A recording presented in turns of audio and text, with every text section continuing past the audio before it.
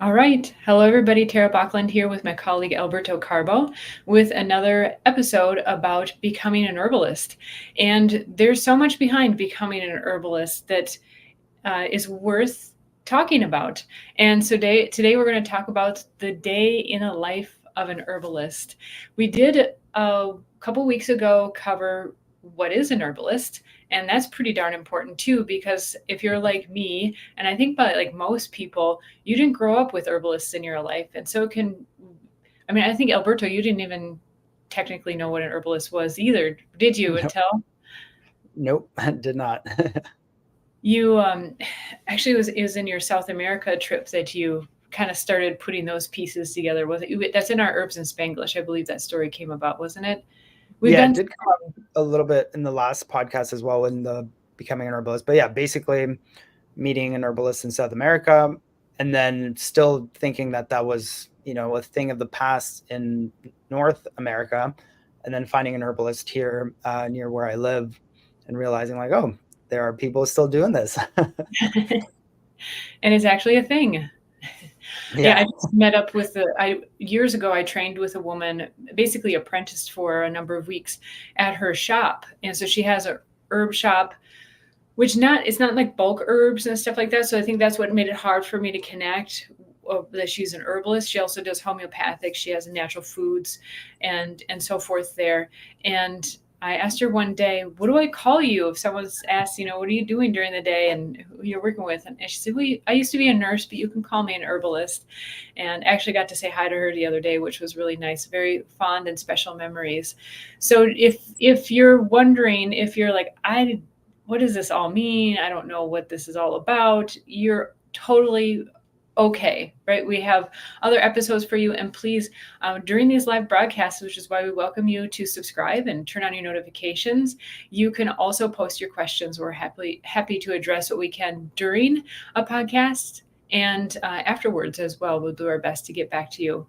And so today is more specifically the day in the life of an herbalist. And this idea came up because, Alberto, doing your training as an herbalist, there are a few fellow students who apparently, did I understand this correctly, found out partway through the training, I don't think I want to be an herbalist. Yep. Yeah, no, that did happen.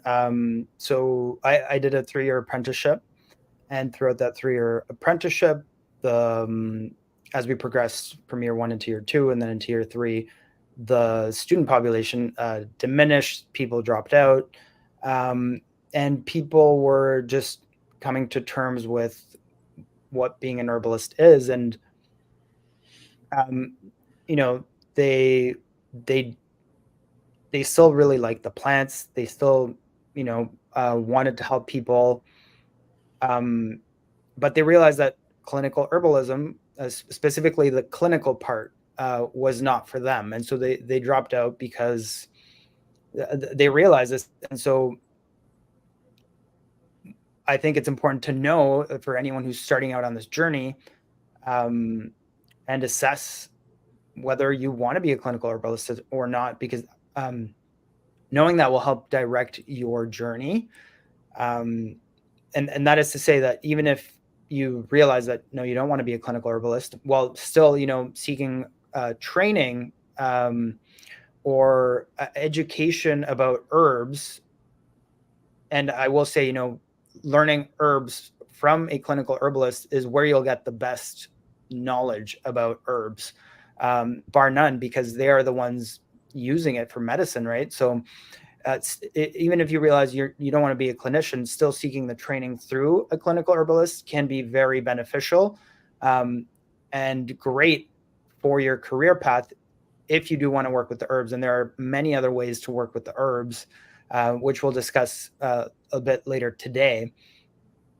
But if you know that starting out, then you can kind of start to set up your career path and start to set up a path for yourself that, with a clearer goal in mind. It's just more efficient, which all of us can use that in these busy times, right?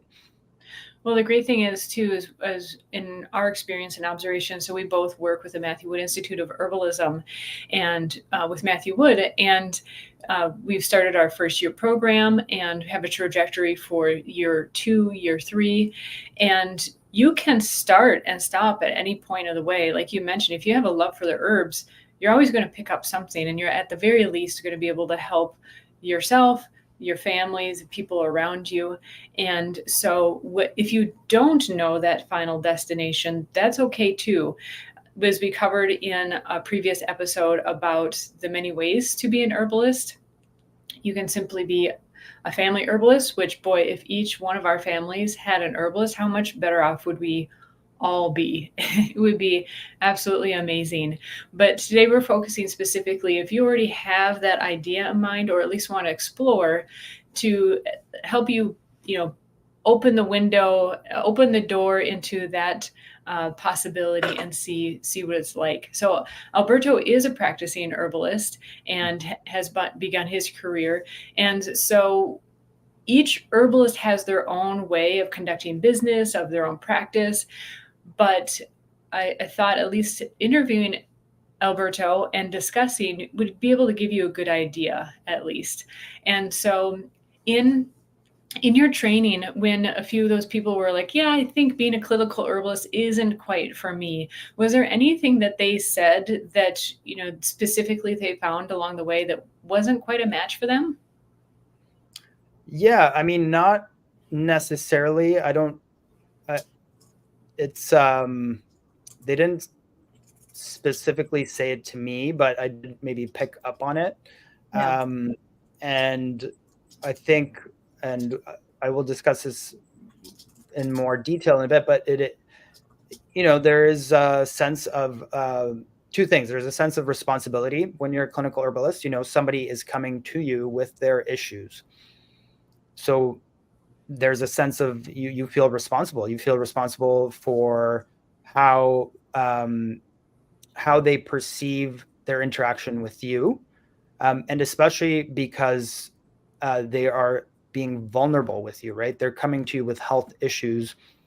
All of us have health issues, but um, most of us find it difficult to talk about them to anyone. Even so many people don't even feel comfortable talking about their issues with their spouse or their partner, right? Because it is not something that as human beings, one of our qualities is that, like, we want to talk about the things that are positive, the things that make us feel good. And so when there are health issues, whether they be small or complicated, we generally don't feel good about them. So of course we don't really want to talk about that. But when eventually any of us reach the point of, okay, I need help with this because it's becoming an issue, it's becoming a burden on my life, or something like that. At that point, we put our maybe our ego, or put our unwillingness to talk or address this uncomfortable topic aside, and we come forward with this information to someone. And so if we're coming to see an herbalist, just like if you were going to see a doctor, you are walking into a space of vulnerability, and you're being vulnerable with the clinician.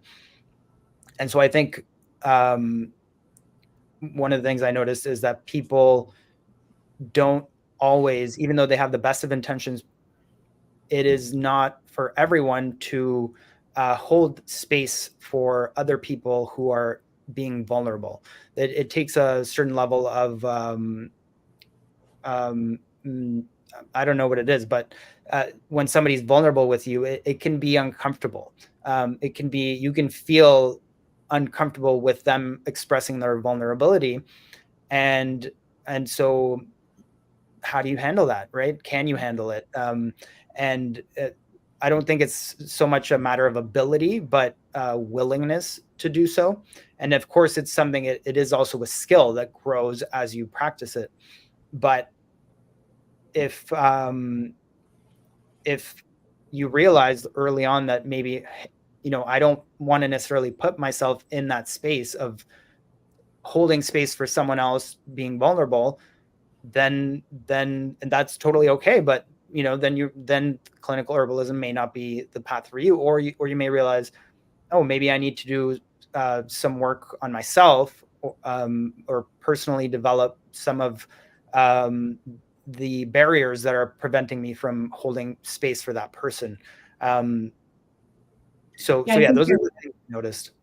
I think you're right that it is the willingness that really matters, because we're not all born with all the gifts and characteristics that we may develop over a lifetime, but that willingness can certainly go a long way.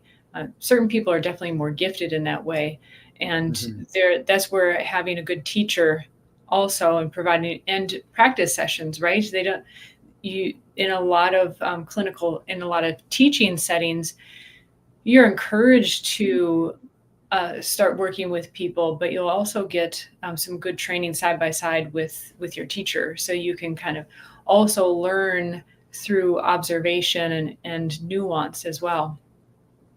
Yeah, and I was very lucky. The Abra Arneson, whom I apprenticed with, has a fantastic 3-year apprenticeship program, and her clinical in-person clinical program is unparalleled in this region. I would even say in North America.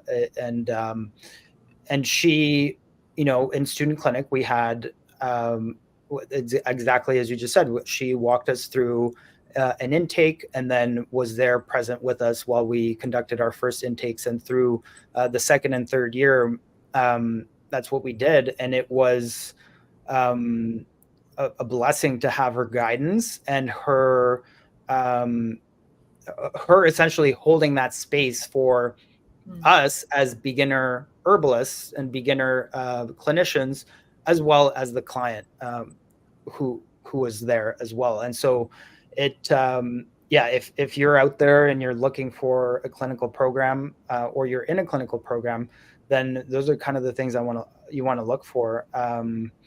But yeah, like maybe I'll start with my kind of story. So I'd been in the restaurant industry as a chef bartender for many years since I was a teenager. Absolutely loved it. And reasons for which, I love preparing things. I'm very manual, and I love doing things with my hands. So preparing things, but I'm also social. I'm a people person. And so I love talking to people, connecting with people. And yeah, and so I was very happy in the restaurant industry, fell in love with plants, but through gardening for vegetable gardens to cook with, and kind of started developing relationships with plants in that way. Um, and later on, as I mentioned, with my experience in South America in the jungle with Herbalist, whom I met, and all of those experiences there, and then later um, uh, realizing that herbalism was a thing in North America, I realized, okay, I want to be an herbalist. It kind of encompasses so many of the things that I like. It encompasses my love for plants. It encompasses my love for connecting with people, and I get to prepare all sorts of neat things with to use and to make an apothecary. I was like, this is perfect. It holds everything together all the things I like. And so I through a series of coincidences met Abra Arneson, the herbalist whom I apprenticed with, and I enrolled in her program. And the first year was there was no clinic. It was, of course, getting familiar with the plants, getting familiar with the language, and more basic concepts of herbalism. And so it was still very enjoyable, very much um, expanding on the things or the topics I already could perceive about being a clinical herbalist, and that I liked and that drew me to it, and expanding on that. So it was great. But as I was graduating from year one, and then even before I started year two, so my wife is a nurse, and she's been a nurse since she graduated from university. And and we always talk about our day and work, and she's got so many stories of as if there's any nurses out there, I'm sure you can relate. The nurses are the bedrock of the healthcare system, and so they carry they carry the healthcare system really, and so they always have fantastic stories, but that are entertaining, um, and also sometimes you're like, wow, that is an intense job, right? So we always I always was aware of this, but as was graduating from year one and kind of starting to get ready for year two, she said to me, she said, but are you sure this is what you want? Like, you've never sat in front of someone and like taken a case history, and is that something you really want to do? Like, can you do that? And I said, and that's when it first hit me. And I said, oh, like, what? Like, I was kind of, I didn't know what to say, right? Because as I said, coming up to this point, and year one was all about the aspects of herbalism that attracted me to being an herbalist, and that I was familiar with, and that I knew I could handle. And I hadn't yet realized, like, no, if you're a clinician, like, you're sitting with people, and yes, you're connecting and you're being quote unquote social, but it's a totally different context. And I, up until that point, I hadn't realized, like, I've never been in that scenario. I've never held space for someone like that. And so when she said that to me, that summer, I remember kind of doubting myself a little bit, like, oh, like, is this what I want to do, or can I do this, or would I like, if my day was full of like 3, 4 clients, is that something that I would want? And so it was a little bit of a it was a bit riveting, and but I went on and I went into year two and we started doing clinic. And so then yeah, and then that's when, as I mentioned with Abra, we had a great setup, and she really does a great job of holding space for both the starting herbalist and the client. And so I felt very comfortable in terms of that. I knew that I had good guidance, but I was extremely nervous for my first intake. And that was like my first experience with holding space for someone in that regard. Um, and and it went well, but uh, so that was my first taste of that kind of experience. And so that's after that, I did a lot of thinking and pondering and meditating. I'm like, is this what I want to do? And I, even though it was still a very young concept for me, and I hadn't experienced much of that, I kind of committed. I said, no, I want to do this, and I can do this. It is something I can do. I feel like I can do, and so I went with it. How And did from you how did you talk yourself through it? Like, was it just kind of just keep going, or how did you talk yourself through it? Because I could imagine a lot of people go through that.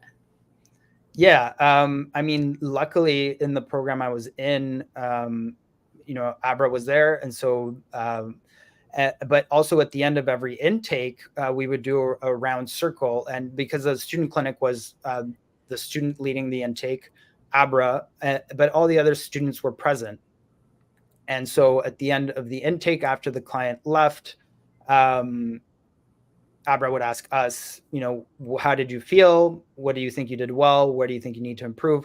And then we would go around the circle, and everyone would get to say, hey, I thought you did this really well. Maybe try asking this in a different way, or like they would give you tips, whatever tips came up for them. And so in a group of 8 people, you're getting, 8 compliments on something you did well, and as well as, maybe 8 different things that you could improve on. And so it was very constructive, and that was very just wonderful because it was empowering. But on my own, even despite that, I went home and I talked to Lydia, my wife, about it, and she was like, "Oh yeah," and then just on my own, kind of pondering it, and okay, you know, like any skill, anyone can learn any skill, right? So can I learn this? Yes, but is it what I want to? Is it what I want to do? Is that what I want my, let's say, day to day to look like? as an herbalist eventually. And I realized that for me it was, uh, and it took some thinking, some meditating, but I realized that I thought, I always enjoyed. I guess my reasoning for it was I've always enjoyed being social and connecting with people, and through the restaurant industry, I got to do that in many different ways. And there were times where I connected with people on a superficial level, but had a nice connection. There were times where there were deeper connections, and I had really nice conversations with people, made great friends, made great connections, and people that became part of my life through just a simple interaction. So, but this was kind of like a deeper way of connecting with people, and I realized that I wanted that for my life, for personally. I wanted that because um, it's it's a way of connecting with people that it frankly I don't know how else you can connect with someone in that way. It's very personal, and it's very it, it's deep, and but it's not. It's also different because it's not a relationship, right? It's not like they're not your friend. They're not your. You're not building a relationship in that way. So it is different, um, but it has some depth to it. So I realized, and maybe that took a few months. Of course, it Mhm. took some pondering and doing some more student intakes, and kind of processing, and eventually being like, yeah, no, this is I want to continue with this. Um It sounds like I you worked through it. You gave it a chance. You didn't Yeah, just go, "Oh, that was too much." Well, especially being in front of a group of your peers and have, it wasn't just your teacher and a client, to have a whole group there, that would be pretty nerve-wracking. yeah, absolutely. Yeah. On the connection note, I can imagine some people being like, I don't want to connect too much. I mean, is that something? Because those who are very empathic and very sensitive can end up connecting too much and in a variety of ways. Is that something that you covered in your training or have personally experienced and had to work through? Yes, yeah, it is definitely something we covered in my apprenticeship. Um, and I have had some clients like that. I think if you are someone who cares and you are on the uh, herbalist path, you likely are someone that cares about people, about plants. And yeah, many of the herbalists are empaths. So, and that's one of the things that was one of the points I wanted to talk about today is, if you are on the herbal path and you want to be a clinician, it is important to realize that there are, uh, that's one of the difficulties about it, or the challenges is, people are coming to you with their vulnerability.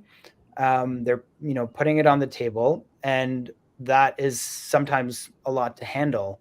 And especially with difficult cases where there are, um, there's lots of very complicated health issues, and these health issues have come with stories of, losing your job, or uh, consequences to that person's life, that resulted from these complicated health issues.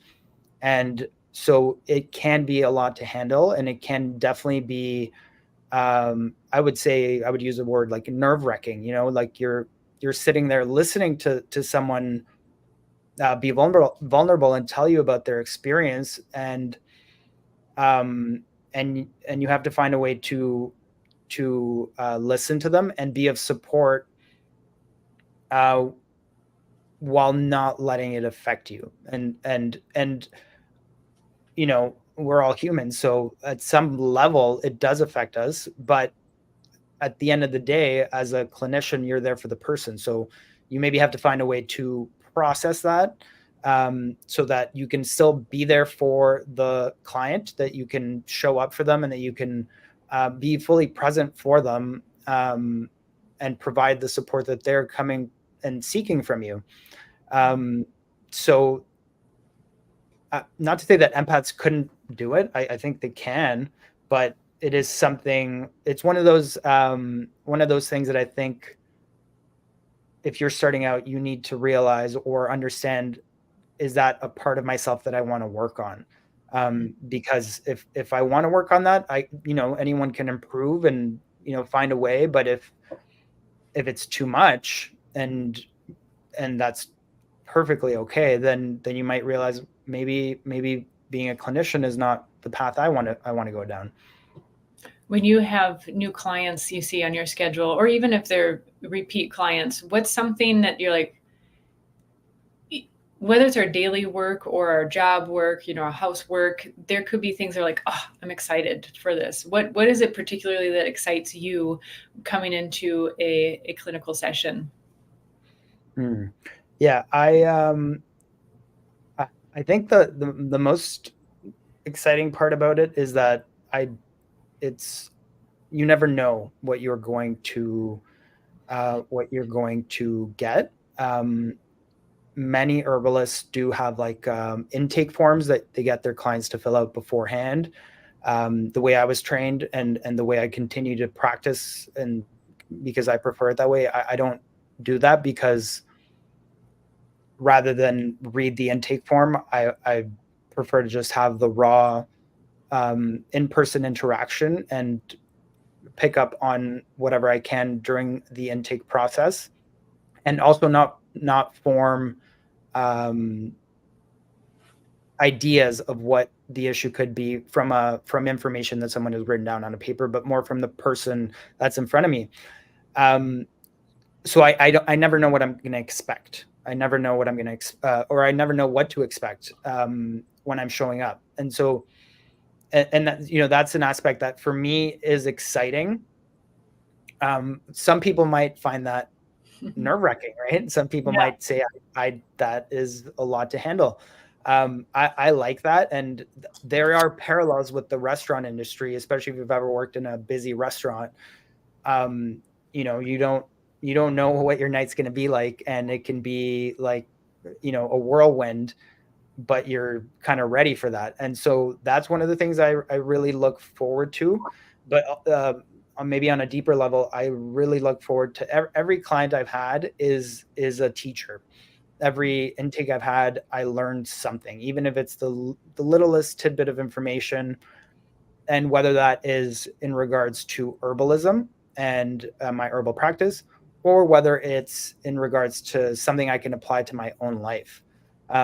Sometimes, like, some of the best lessons I've had are people who are going through some incredibly difficult things, and yet they are so positive and so they're smiling, and they're uh, picking up on the minutest positive things, and they walk with joy despite the difficulties they're experiencing. And so um, those have been some of the best life lessons that I think I could ever get. So yeah, there's always something to learn.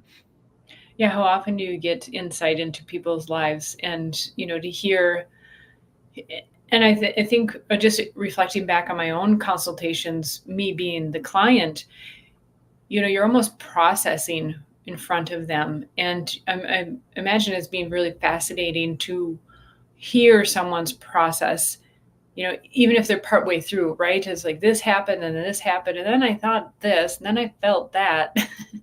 Yeah, it has to be fascinating. yeah, Not it is.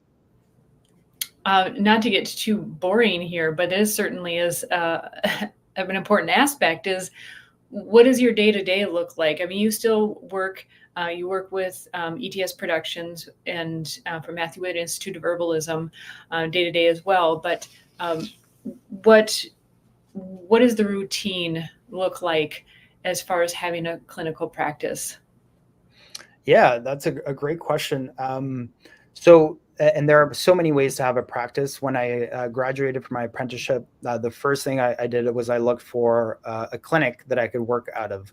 And then I quickly realized that all of the clinic spaces available were um, pricey. And if you have a steady clientele, that's okay. But I was starting out, and so I couldn't commit to a monthly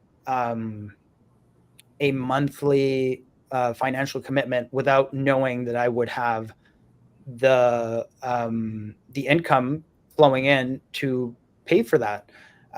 So through asking around, and I would recommend this to anyone who's starting out, ask around, and see if there are any clinics that would be willing to work with you on a percentage basis. And so that way, and as I did find someone like that, and who allowed me to work out of their clinic. And when I did have work, I would pay them a percentage of my intake cost, or my follow up costs. And when I didn't have clients, then of course there was nothing to pay, and so that really helped. Um, and that does have its limitations as well, because you don't get your own room, but you're kind of working around the schedules of other people and when they're not using their spaces. And so that can work, but when you start getting more clients, it doesn't always work, because clients have their own schedules, and right. So, and if you're like, I'm only available these times, it doesn't always work. So that's slowly evolved into me doing house calls. And this is something that I, um, I had some insight from my mentor, Abra. And I also kind of, it was an idea that I was comfortable with. Not everyone is comfortable with going to other people's homes. Yeah. But I was, I am. And so I started offering to go to people's houses. And so far, the response has been really good, in terms that um, people are comfortable in their homes. People are like, great, I don't have to go anywhere. They'll just show up at my house. So that's nice. And in retrospect, or yeah, I guess in retrospect, it's really worked out, because gas is less expensive than the percentage I would have to pay out at the clinic. And so it ends up being less than rent. And of course, I have limits. I have a radius of how far I'll go, and things like that. So those are all things to consider. But yeah, my day to day is, I work from home, and when I have a client, I go out to their house, and I do an intake or a follow up. Um, Not so much anymore, but also through Zoom. But people mostly prefer in person, and so do I. So yeah, that's kind of like a day to day. Well, that's interesting.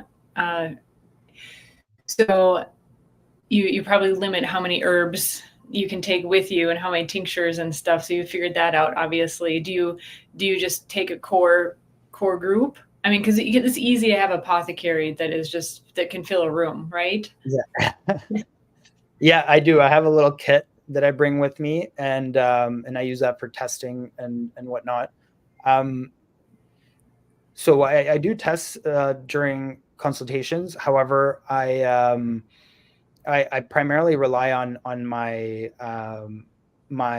skills, and I mostly, first of all, it's the verbal intake and the conversation, and going through the body systems, of course addressing the chief concern, or the primary concern that the person's bringing to you.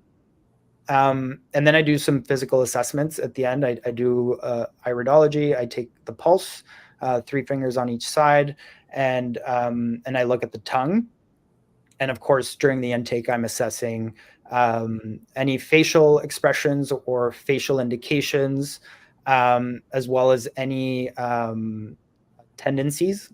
If people tend to lean on one side, and things like that. And then, because I'm in people's homes, I also get a very good perspective of their living environment, and what their life at home is like, which gives you it gives you an extra layer of information about what their life is like, and what may be contributing, or resulting from what they're experiencing. So I primarily go on that.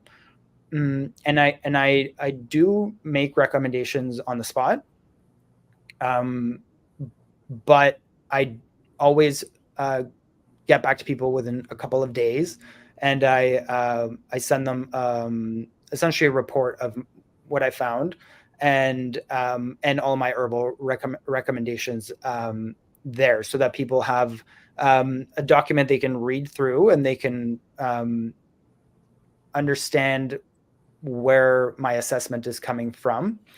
Mhm. um, and also full, because I do say it verbally at the end of the intake, but people forget. People, um, sometimes it's a lot for people to handle. So over time, I've learned that if they get a written document, they really appreciate the information, and the explanation, and of course the herbs that they can reference. Yeah, and then That would usually after that, sorry, go ahead. usually after that, you're saying?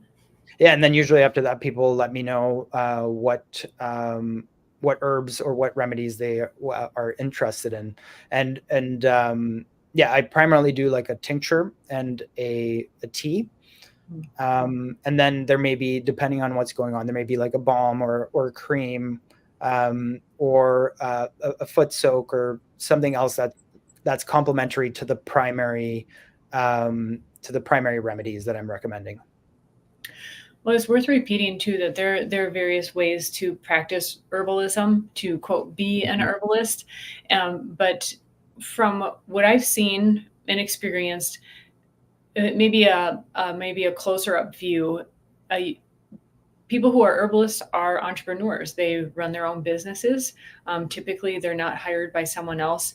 They might be hired by someone else if they're maybe a formulator, maybe they work at a co op, maybe they work in an apothecary or something like that. But if you're a clinical herbalist, typically you're working for yourself. And so it takes a certain personality just to do that, and a certain amount of guts. And that practice can take some time to build up. And so that's something that we will be building at the Matthew Wood Institute of Herbalism as well, are which we've already started in this Becoming an Herbalist series. Hearing different herbalist stories helps you to get an insight on how to build that practice. So I won't be covering that again, but just highlighting, maybe some other skill sets. It sounds like your previous experience in the restaurant industry, you were already comfortable, if not just personality wise, very comfortable with people. I imagine being a bartender and being in the industry, you had dealt with some difficult situations before, so I'm sure that helped. And then I imagine also this is something that I considered a while back to be a practitioner, and something that just did not suit me is scheduling in people. I mean, this was before we had great technology where someone could schedule in themselves, and there was just something kind of claustrophobic about having people booked into my day. Granted, running online schools and stuff, of course, I have meetings all the time, but there was just a different feeling. And it probably is just in my imagination, or maybe just something personality wise that felt claustrophobic about it. So, uh, not that that has to be someone's reason for not becoming a clinical herbalist. Maybe it's like you said, a great point, something to consider getting over. Mhm. And it might depend on your life too. If you have kids at home that are going to school, your life is already pretty structured into a day tight compartment setting, and so that may be already very natural for you. So it might not be a problem. Trying to think of some other things. So there's a certain amount of business, right? There's marketing, there's even just tax stuff, keeping track of your purchases for writing things off, or cost of goods sold, and that doesn't have to be a deal breaker either. I mean, that there are systems for figuring that out. What would be some other characteristics or other things a person might consider, either like, yay, I got that handled, I love doing taxes, or like, okay, that's the one I'm going to have to figure out. Are there other things that Yeah, come to mind? absolutely. Yeah, as to reiterate what you said, first of all, definitely um, it is your own business, and you're on your own. And so when I graduated from my apprenticeship, I found that out real quick. And you can feel kind of alone, because you're okay. I need to make this work on my own, and there are many things, but I would say, um, so yeah, taxes, that's boring, and Nobody wants to do them, but you do need to do them. So keeping track of your income, what's coming in, but also what you're spending on, uh, do it as you go. That's the best way to do it. You're not backtracking. Um, and then of course the math, but you can always get help with taxes. So that's to actually file your taxes. So that's but it's definitely something to be aware of. So you're not falling behind. Then you have, of course, the entrepreneurial part. I think is, um, you have to, make a website and promote yourself, and um, or even if you're just doing it through word of mouth, it's still like promoting yourself, but um, being communicative with the people who are reaching out to you. So, people, as they start reaching out to you, you may find yourself receiving a lot of emails, and that can be overwhelming on its own. I know definitely for me, it was at first overwhelming. And so if you're not, if you identify that as maybe not being a skill that you have, then, how do you work on that? But I would say the most important thing is identify what your skills are, what your gifts are. As my teacher Abra taught us, what are your gifts, and those are your strengths, and those are the strengths that will carry you through the difficult times. But also, when you rely on your strengths, you can then identify what your weaknesses are and work on them, while, let's say, leaning on your strengths. And so, for example, right away I identified, okay, I have lots of experience preparing things. I have lots of experience making systems and methods of preparation that I can implement from my clinic, or from my culinary experience, into my apothecary. And so that really helped with preparing things, with cataloging what I had, and with keeping track of my apothecary. So, if you're a nurse, for example, there are many herbalists who were previous nurses or are current nurses, but also herbalists, and they have an incredible amount of knowledge and ability with people, with in a healthcare setting. And so their bedside manner is, unparalleled. And so they can more than likely walk into an intake much more comfortable than any of us who maybe didn't have any clinical or healthcare background before being herbalists. So whatever it is that you are have done before herbalism, and even if you're starting out from high school and you want to be an herbalist, which is fantastic, identify what your strengths are, and then that will help you identify the things that may come easily, and the things that may not, and then maybe the weaknesses. You can reach out to people who, if you are having a lot of trouble doing a website, maybe reach out to someone who would help you with that. Or so, yeah. So I think networking maybe is one of the ones, because as an herbalist, you're on your own, but who can you call on to help you with the things that you need? And then, yeah, maybe networking is a good one. Yeah, for sure. And that's getting out and teaching classes. That was a big one that comes up a lot for herbalists. And something to point out, you already clarified that you do make your own medicines, but there are, that doesn't have to limit you. I mean, most herbalists actually really do enjoy making their own remedies. Sometimes you run into that it just doesn't grow in your area. A lot of the times it's also a matter of time. And we work with Phyllis D. Light, for example, and she unabashedly says, I don't make my own medicines. I send them to here or there. Of course, you'll want to have places that you recommend to people, but that doesn't have to be a limiting factor as well. So that's just, I think, an important side note. Yeah, and I'll add to that. Definitely, it doesn't have to be. You don't have to make all your own medicines.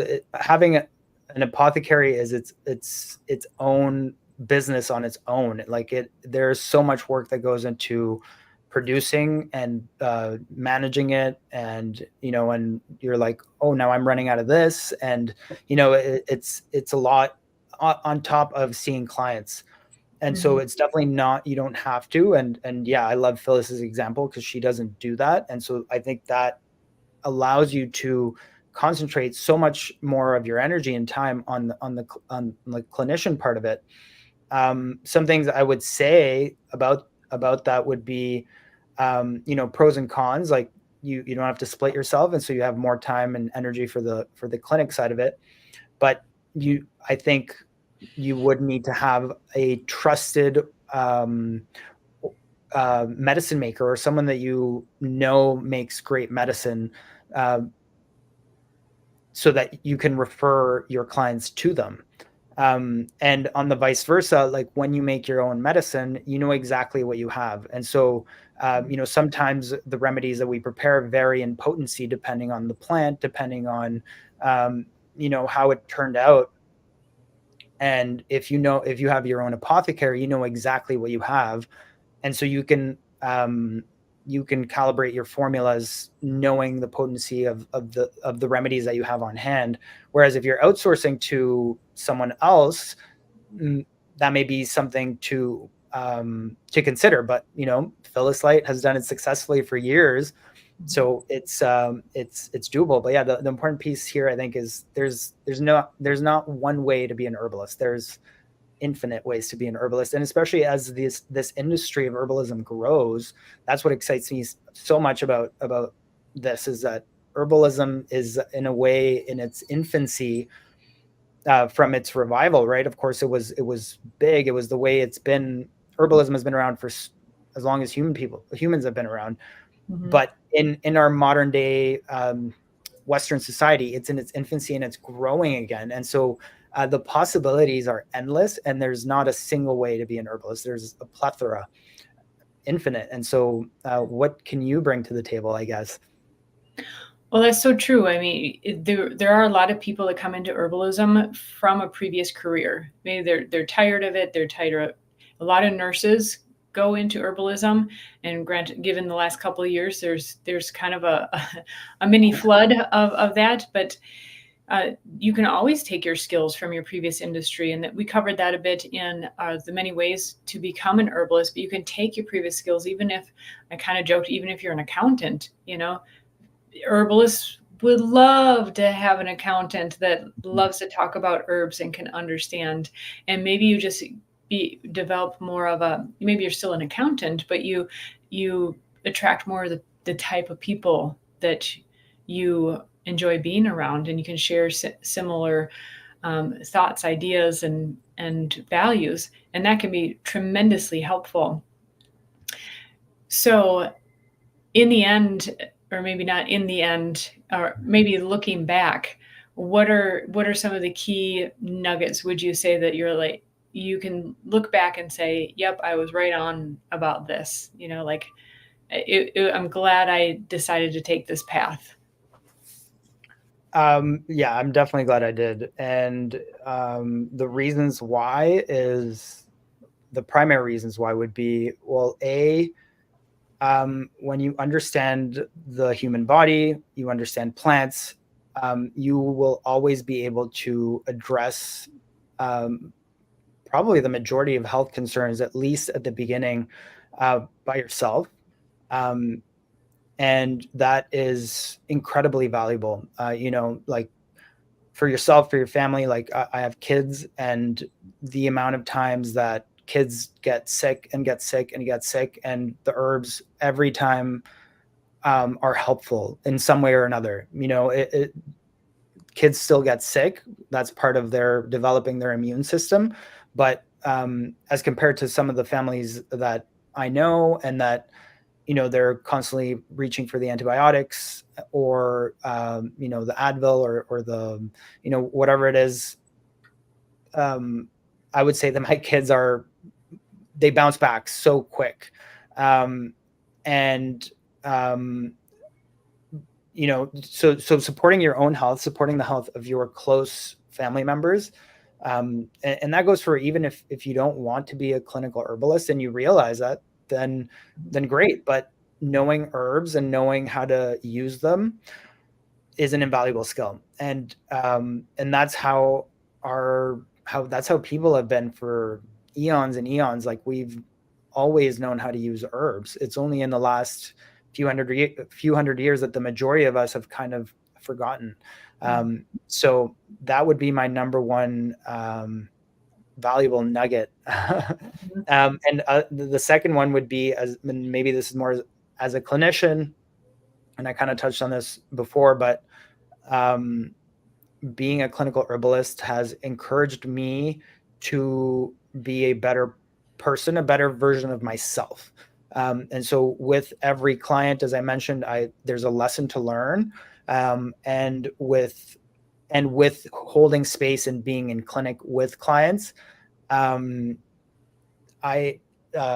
there's room, there are lessons, and there's self-improvement to address. Sometimes I notice during clinic that something about the intake, about how I am responding to the intake. I'll notice something, and then I'll think about it. I'll meditate on it. Well, why did that come up for me? Why did that maybe trigger me in that way? And then I can look at it and process it. And so maybe like herbalism is kind of like a mirror in that way. You're there for the client, but after you're there for the client, there's always something that you can reflect on for your own life. And so that personal growth has, and that's the one I never expected. I never expected that to be the case. Interesting. So you named one you could probably expect. You probably would have expected that you would have a skill that you could use and help your family. And your second nugget was something that revealed itself later. Yeah. No, absolutely. Yeah. It was fascinating in how we're guided along, because you entered in your apprenticeship program aiming for year 3, correct? Yeah. I knew I wanted to be a clinical herbalist, and and then between year 1 and year 2, I had some doubts because, as I mentioned, just being like, oh wow, like I didn't realize this part of it. But I went with it, and it's been there's been so much growth and so much self-reflection, and in a way that's empowering too, right? Because the more I address or analyze or meditate about the lessons that come to me from different clients, or from from the plants, so many times things come to you from just spending time with the plants. I feel like I'm growing in ways that I never expected. So yeah, those are some takeaways for sure. Well, I really appreciate you being willing to share your path, your journey, your insights. And I think there's probably a lot of commonalities with a lot of clinical herbalists, but for those of you who are considering the clinical herbalist path in particular, really there are so many routes. And I definitely encourage you, if this is something that's piquing your interest, check out the episode on the many ways to become an herbalist. Like we mentioned, this is just one path, and it's probably, well, you'll just see there's just so many ways. So hopefully the aim of this episode was to help you to more clearly define or have an idea. Yeah, that's something I want to pursue. Or maybe, a year 1 and year 2 program is enough for me. And it's okay to just start with one class. And very soon at the Matthew Wood Institute of Herbalism, we're launching our new site. And on that new site, you'll be able to take single classes. Well, currently you can already take single classes, but what I'm getting at is that, for example, if you take the first aid or the family herbal course, you'll be able to, once you pass that course, you'll get a certificate and right in your hands right away, which is so validating and so rewarding. And so I think both Alberto and I, if I may speak for Alberto, are encouraging you, whatever, if you feel like totally diving in, great. If you feel like putting a toe in and just say, I'm going to take this family herbal course or this first aid so I can better know how to help and serve myself and my family, that's a great start as well. And we do have those options for you at the Matthew Wood Institute of Herbalism. We have the toe dipping approach, and we have the full dive. You can always reach out to us at hello@woodherbs.com. You'll probably talk to our very own Alberto Carbo, who is wonderful at assisting. And Melodies of Our Plants says, thank you. This was very interesting. We're glad it was helpful and interesting. And as usual, subscribe, turn on the notifications, so when we go live, you can chime in at the time and post your questions. We're happy to address you at the time, and we also check our comments regularly as well, and we'll do our best to get back to you. Yeah, and Albert, I do have one more thing to add. Yeah, I can tell. Yeah. And this is more, because of course this was about being a clinical herbalist, and assessing, like, is this the path I want? But I really want to emphasize that for any of you that are hearing some of these maybe difficulties or difficult aspects of being a clinical herbalist and are feeling like, oh, I don't know if I want to do that, that may not be for me. That's okay. And that's the beauty of herbs and working with herbs and people. And as I mentioned, this is an industry that is in its infancy. And so I think the more people that become interested in herbs and herbs for health, the better the industry will grow and it will diversify. And so I would just like to end with peppering in some ideas that come to mind for me, but maybe let us know in the comments if any other ideas come up for you, or any ideas of what is possible. Possibilities is a better word, of how the herbal health industry can grow. And so, if you're not, there's a clinical herbal side, but again, from learning about herbs and how to use them in a medicinal setting, you can apply this knowledge and you could become an herb grower. You can have an herb farm and become a supplier to the many herbalists around, or to herb shops. Herb shop is another way, right? That you could implement this medicinal herbal knowledge and use it to open up an herb shop. And another way is you could have an apothecary, and you could simply work on creating beautiful and effective herbal medicine that could be for personal use, for people who want to buy it for their own personal use, but also for clinicians, people who are in clinic, and like Phyllis D. Light will refer clients out to you to pick up their formulas from you. Another idea is like an herbal advocate, like creating a service that connects clients to clinicians. That's one of the more difficult sides of being starting out as an herbalist, is like, where do I get clients? How do I get people to know who I am and know that I provide this service? And so there could be a potential there of like someone who simply connects clients who are looking for this type of service to clinical herbalists who are starting out or have been practicing for a long time, and creating the service. And so those are just some ideas, some possibilities to kind of put out into the world, into the sphere of possibilities. But what else do other people see? Because this is a beautiful industry, and it's an empowering industry. It feels weird even calling it an industry, but this realm of herbal medicine, as I mentioned, used to be a part of our human experience for so long, and it left for a bit, but now it's coming back. And so how do we foster that? How do we foster that so that we bring it more into the mainstream, and the more herbalists, the more herb growers, apothecaries, and herb shops that there are, the more that all of us will benefit, because it'll make herbalism so much more accessible to everyone. So let us know what other ideas come up for you. Very well put. And as you're illustrating, teachers, we need more teachers as well. Absolutely. Yeah, of all sorts, of all levels, in every nook and cranny. There's so much possibility out there. That's where having a great community is really helpful too. I find the herbalism community to be very, very supportive. So plug on in. Have a wonderful day, afternoon, evening, wherever you are. And make sure to like, subscribe, and turn on notifications for the next time we go live. And be ready to chime in. We love hearing from you. Take care, everybody. Bye bye. See ya.